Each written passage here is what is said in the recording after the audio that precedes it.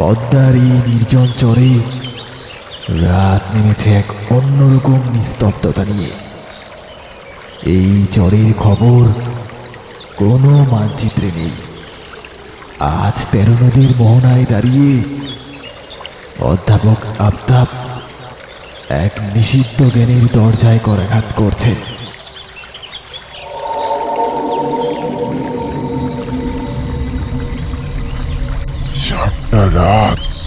টানা 7টা রাত তুমি এই চরের বালিতে অবুক্ত অবস্থায় পড়েছিলে কেন?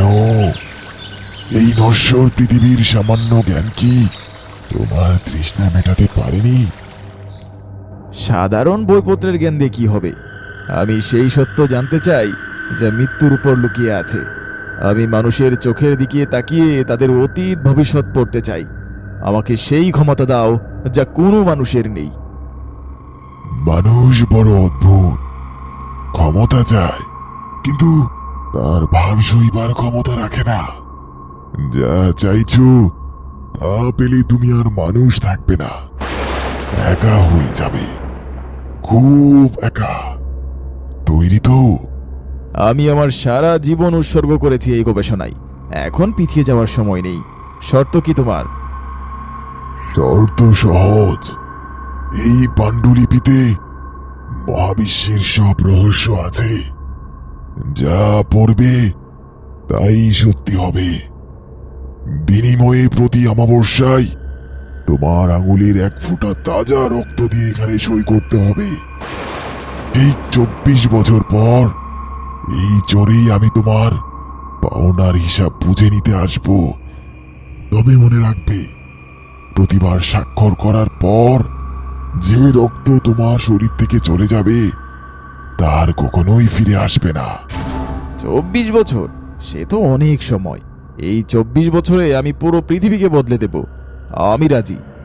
ভেবে দেখো আফতাব, এই রক্ত সাধারণ কোনো রক্ত নয়। এটা তোমার প্রাণের চুক্তি। একবার সই করলে আর ফেরার পথ পাবে না। তোমার চারপাশের মানুষগুলো ছায়ার মতো সব মিলিয়ে যেতে শুরু করবে। তাও কি রাজি? আমি জ্ঞান চেয়েছি, জীবন নয়। এই নাও তোমার রক্ত, দাও আমাকে সেই অসীম ক্ষমতা।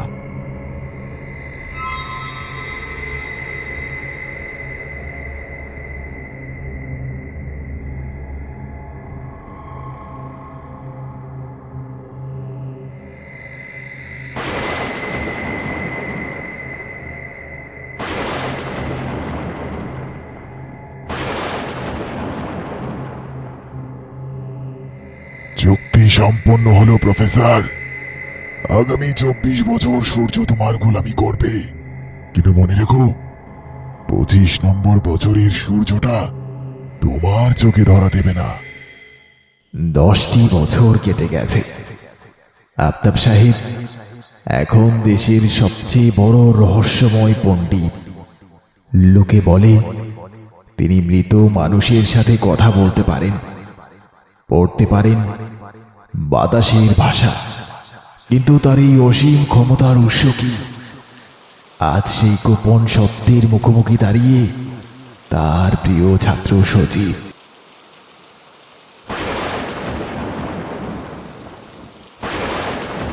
স্যার, আমি কি ভেতরে আসতে পারি? এই ডাটাগুলো মেলানো যাচ্ছে না। আর আপনি যে পাণ্ডুলিপিগুলো আলমারিতে তালাবদ্ধ করে রেখেছিলেন, ওটা ওটা আজ খোলা ছিল। আমি তোমাকে ওটা ছুঁতে নিষেধ করেছিলাম সজীব। কৌতূহল সবসময় ভালো ফল বয়ে আনে না। কিন্তু ওটার ভিতরে যা লেখা আছে ওগুলো কোনো ভাষা নয়, ওগুলো ওগুলো মানুষের আর্তনাদ। আমি যখন পাতাগুলো উল্টোচ্ছিলাম আমার মনে হলো এই বইটা নিঃশ্বাস নিচ্ছে। জ্ঞান অর্জনের জন্য কিছু বিসর্জন দিতে হয়। তুমি যাকে ভয় বলছো আমি তাকে শক্তি বলি। তুমি কি জানো এই বইটা পড়তে হলে চোখের দৃষ্টি নয়, আত্মার দৃষ্টি লাগে। আপনি কি বলছেন স্যার? আপনার সারা শরীরে রক্তর গন্ধ কেন? আমি আজকে পুলিশকে জানাবো। এই ঘর থেকে আমাকে বের হতে দিন। পালিয়ে যাবে কোথায়? এই ঘরের প্রতিটি বই প্রতিটি দেওয়াল এখন আমার অনুগত। তুমি আমার সবচেয়ে প্রিয় মেধাবী ছাত্র, কিন্তু তুমি এমন কিছু দেখে ফেলেছো যার মাসুল শুধু রক্ত দিয়ে মেটানো সম্ভব। না স্যার, দয়া করুন, আমি কাউকে কিচ্ছু বলবো না, আমাকে যেতে দিন।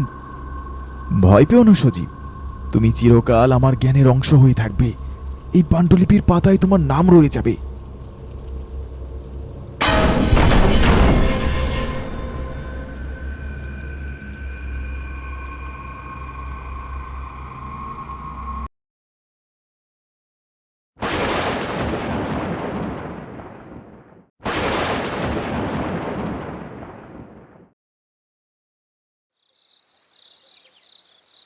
বিশ বছর পার হয়েছে। ক্ষমতার মায়া এখন বিষ হয়ে দাঁড়িয়েছে আফতাবের জীবনে। মহাবিশ্বের রহস্য তিনি জেনেছেন ঠিকই, কিন্তু নিজের শান্তির পথ চিরতরে হারিয়েছেন। তিনি প্রতি রাতে শুনতে পান সেই সব মানুষের কান্না যারা তার এই দীর্ঘ আয়ুর পথে বলি হয়েছে।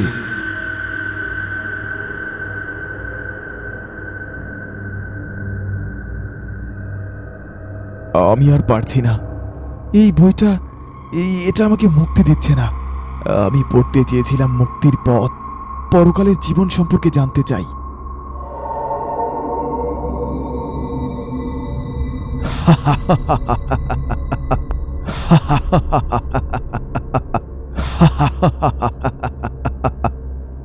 মুক্তি? তুমি তো নিজেই মুক্তি চেয়েছিলে এই নশ্বর মানুষের আবেগ থেকে। এখন কেন ভয় পাচ্ছ প্রফেসর? আর মাত্র 4 বছর, তারপর আমরা এক হয়ে যাব। চুপ কর, তুই আমি না, আমি একজন মানুষ। আমি আমার কাজের জন্য অনুতপ্ত। আমি আবার আগের জীবনে ফিরে যেতে চাই।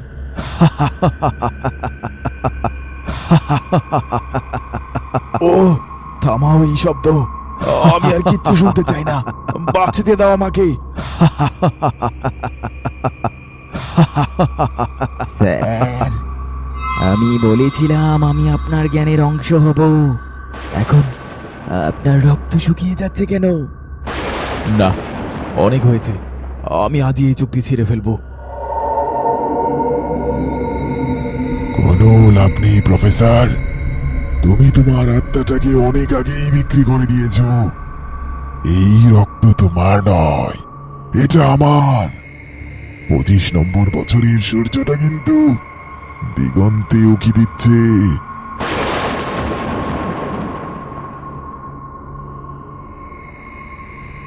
মানুষ নিজের নিয়তি থেকে পালাতে পারে, কিন্তু নিজের লোভের কাছে সে চিরকাল বন্দী। 24 বছরের দম্ভ আজ পদ্মার পালুচরে এসে আছড়ে পড়েছে। ঘড়ির কাঁটা থেমে গেছে। আফতাব সাহেবের পালানোর আর কোনো জায়গা নেই। না, আমাকে ছেড়ে দাও, আমার সব কিছু দিয়ে দিব। আমার জ্ঞান, আমার ক্ষমতা, সব কিছু নিয়ে নাও। আমাকে শুধু সাধারণ মানুষ হিসেবে বাঁচতে দাও। ফেরত দেব যা তুমি ভোগ করে নিঃশেষ করে দিয়েছ, তা ফেরত দেওয়ার ক্ষমতা কোনো মানুষের নেই। দয়া করো, আমাকে আর একটা দিন সময় দাও, আর একটা দিন। আমি সবকিছুর প্রায়শ্চিত্ত করতে চাই। সময়? তুমি তো নিজেই নিজের সময় শেষ করে দিয়েছ প্রফেসর। এই নশ্বর পৃথিবীর একদিন সময় দিয়ে তুমি কি করবে? তোমার প্রায়শ্চিত্তের সময় তো 24 বছর আগেই শেষ হয়ে গেছে, যেদিন তুমি নিজের রক্ত দিয়ে স্বাক্ষর করেছিলে। আমি বুঝতে পারিনি এটা আসলে জ্ঞান নয়, এটা একটা অভিশাপ ছিল।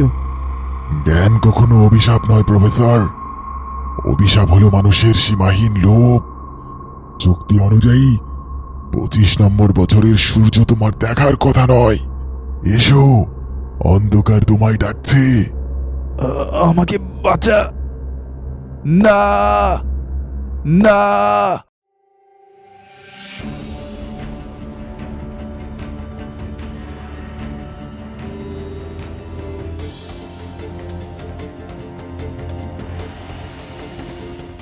প্রকৃতি তার নিজের নিয়মেই চলে। পরদিন সকালে পর্দার চড়ে জেলেদের জালে কোনো মাছ ওঠেনি। চরের এক প্রান্তে পড়েছিল একটি পুরনো ভাঙা চশমা, মানুষের সীমাহীন অহংকারের এক নীরব সাক্ষী।